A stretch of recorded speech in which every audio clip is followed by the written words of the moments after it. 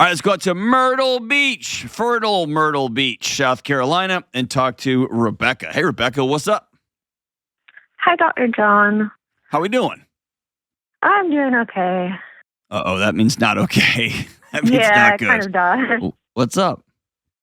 So I've been divorced for almost 5 months, but I'm still struggling to deal with my anger. My ex is a sex addict who spent $80,000 on cam girls behind my back. And when I finally caught him, he ghosted me while he was in rehab, even though I wanted to support him in recovery.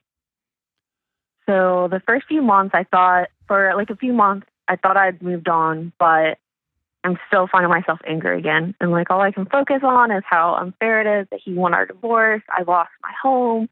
I don't get to see my son every other week, or I have to see my son every other week because he has 50-50 custody. I had to pay off $15K of his credit card debt. I just feel stuck. And my question is, what do I need to do to move forward with my life and stop being angry all the time? Man, I'm sorry this happened. Thanks. I am too. Yeah, I know, but and I know it's easy to blow by. But just, if it's okay with you, let me sit here with you for a second. Somebody walked into your world and blew up the whole thing. Yeah, they did. And I hate that for you. I believe what you're saying, and I believe that it's hard to even know what is up and what's down. Did this catch you completely off guard, or did you know something was shady, was going on? I thought my ex had some type of mental illness, but it completely caught me off guard. I would have never suspected this was going on. Yeah. How long have y'all been married? We were married for 5 years and together for almost 9.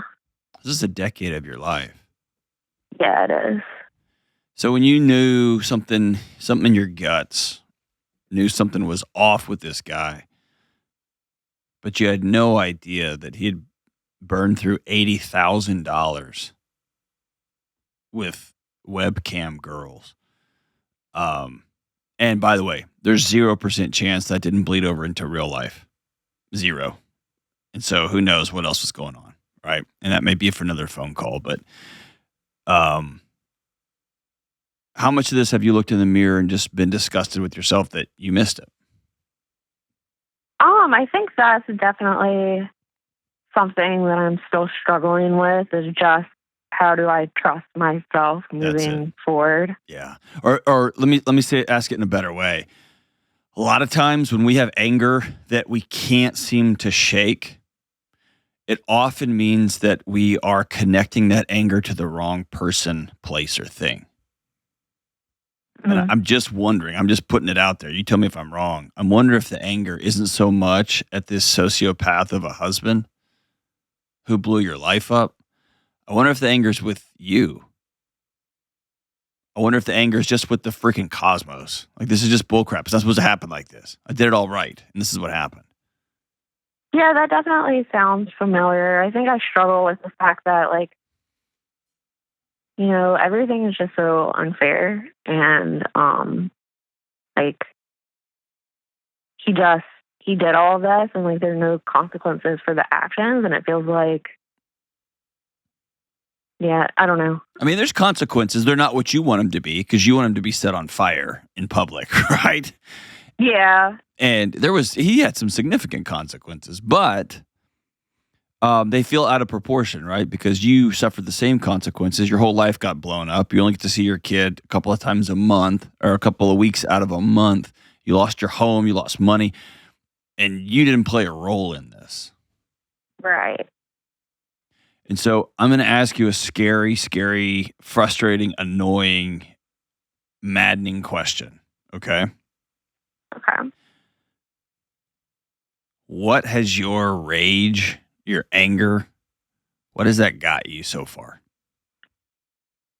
I'd say the first year it got me through the separation period. I mean, I was crying all the time, but that anger kind of was the fuel to help me get up in the morning and go to work.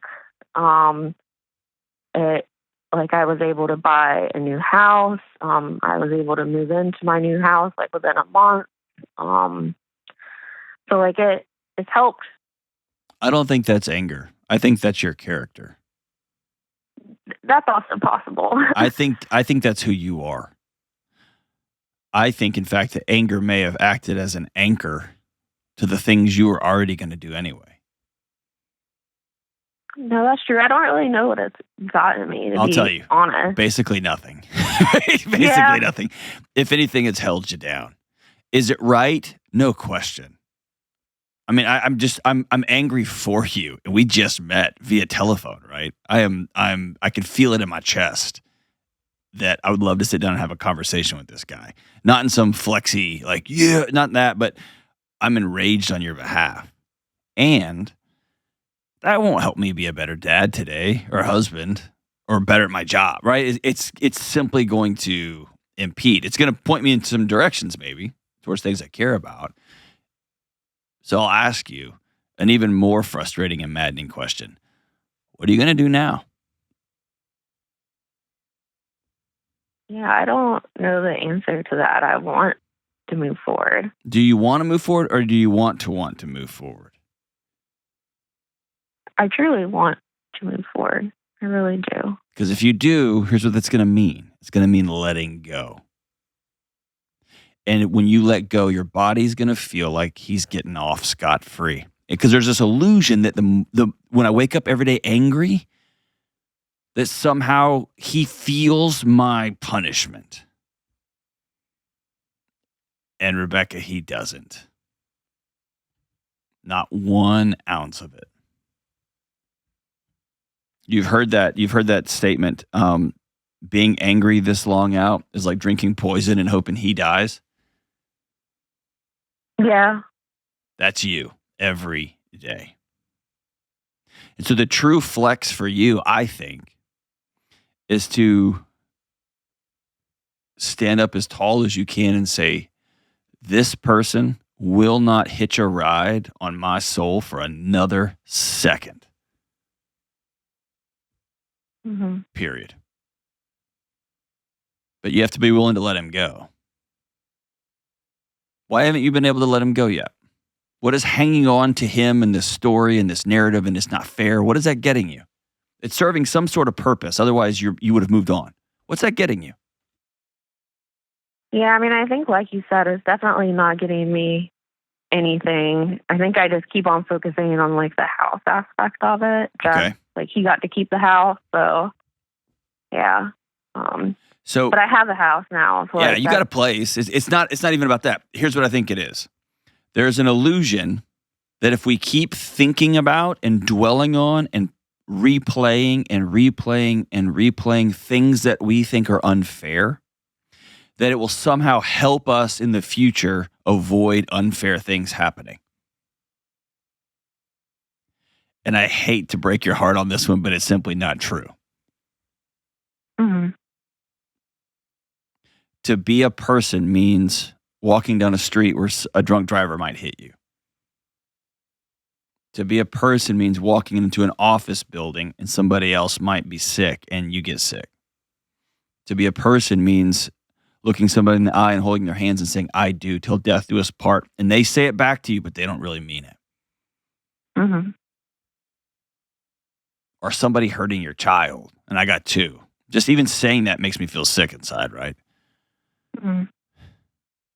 But there's some sort of illusion that if we keep replaying what happened, it'll never happen again. And that's just, it's not. Brene Brown calls it dress rehearsing tragedy. And what I want to suggest is, Brene Brown.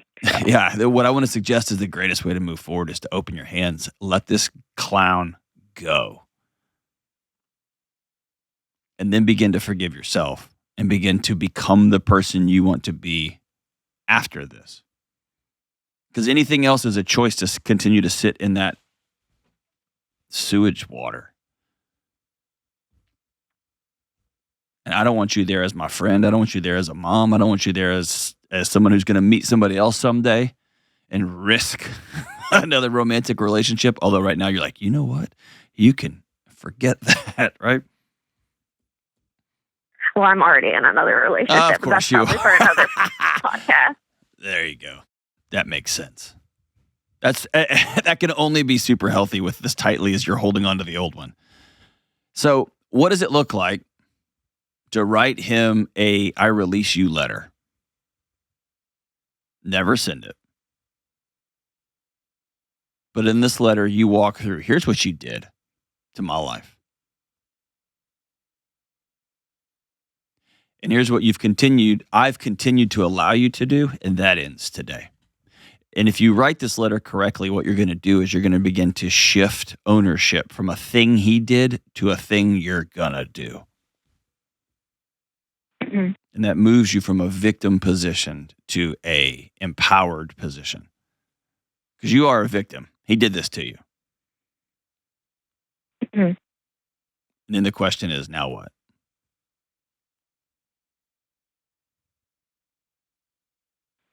No, that makes sense. Why does that scare you? Or why does that piss you off?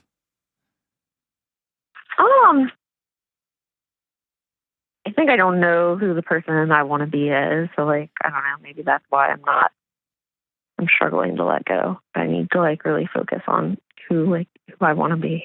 Who do you want to be? Tell me. Yeah, I want to be a good mom. Okay. What does that mean? I want to be there for my son and be present and not cry all the time in front of him. Okay. Maybe it's okay that you cry to him. Maybe being present for him and showing up for him is also letting him know that you have feelings too. And that gives him permission to have feelings someday when he's sad that his dad blew up his whole life also. Mm-hmm. What else? Who else do you want to be?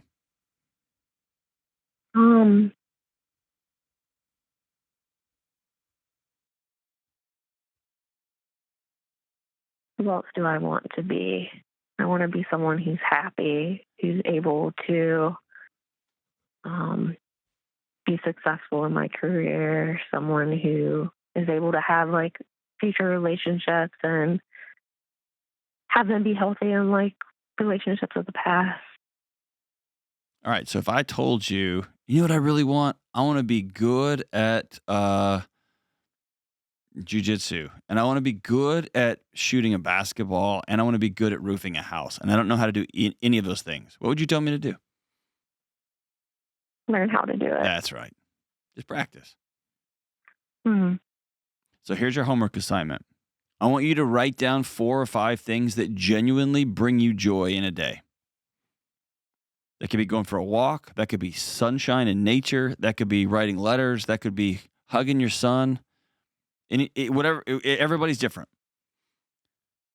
But I want you to write those things down, and then I want you to put those on a calendar. Those are things that are non-negotiables. I'm going to do them every day.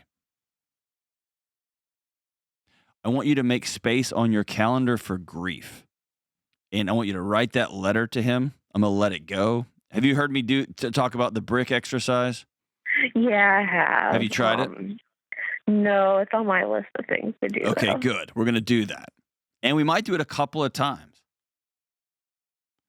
And we're also going to do a gratitude every day for the new things you have. Because it's real easy to see the house that you don't have anymore. It's harder to see the cool house that you bought on your own that you're in right now. Mm-hmm. Right? So we're going to just write a couple of things a day that we're grateful for that's new. This new house, awesome. I would do anything for those 2 weeks with my son back, but I'm grateful that I got 2 weeks to work on myself right now. Mm-hmm. Okay? And here's all we're doing. We're just practicing. And when you feel that old anger and that old rage well up in you, we're going to catch it. And we're going to say out loud, stop. He doesn't get to live here anymore. And if we have to sit down and journal it out, we're going to sit down and journal it out. And when you write him a letter, by the way, I want you to be specific. I want you to talk about when you discovered it, how he lied to you, how you vowed to yourself to stay by him through rehab, and he just ghosted you. He was so ashamed that he just buried his head and pretended you didn't exist. I want you to write all that stuff down. Let it course through you and be done. Be done. Here's a hard truth. Choosing to carry this moving forward is a choice to be miserable. And sometimes that misery feels protective. It's not. To be a person is to risk being hurt physically, emotionally, relationally. Whew. And yet at the end of the day, we keep doing it and we keep showing up because love's worth it and connection is worth it. But you need time to heal. Try those things and holler back at me. Call anytime. I'm with you every single step of the way. And I got to hear about this new relationship sometime as well, so call back soon.